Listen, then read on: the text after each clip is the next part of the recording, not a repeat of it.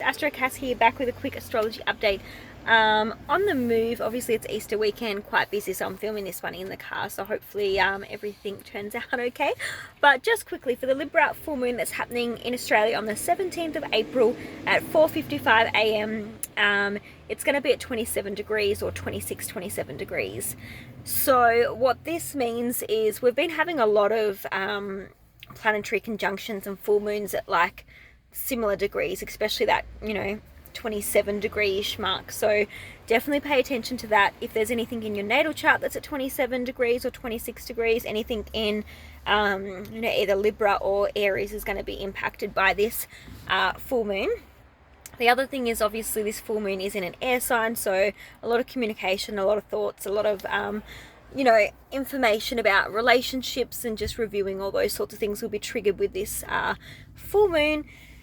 So a full moon is when the sun and the moon are opposite. So obviously the sun at the moment is currently in Aries at 27 degrees and the moon is in Libra at 27 degrees. So those two houses in your natal chart will be quite important with this full moon. But in particular, obviously that Libra full moon house. I'll try and put some information about, how this full moon could activate, different rising signs. But obviously it really depends on your natal chart. So have a look at all that stuff too. But just quickly, so with this full moon, we have a square to Pluto from the sun. So the sun squaring Pluto. We've also got a sextile to both Saturn and Mars. The sextile to Mars is a little bit of a loose one. It's about 4 to 5 degrees, but still worth mentioning.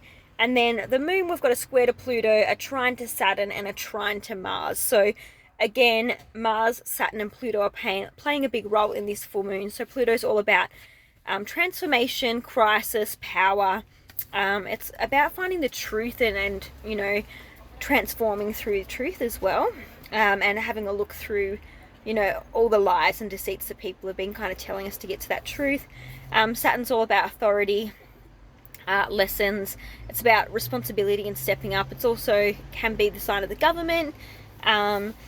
Saturn also is about karma as well, so all those themes can be popping up. But obviously, for the sun it's the sextiling, and for the moon it's the trine, so these are quite positive aspects, so I wouldn't expect them to be quite negative. They will be a bit of a help with this full moon. And then Mars obviously is our energy.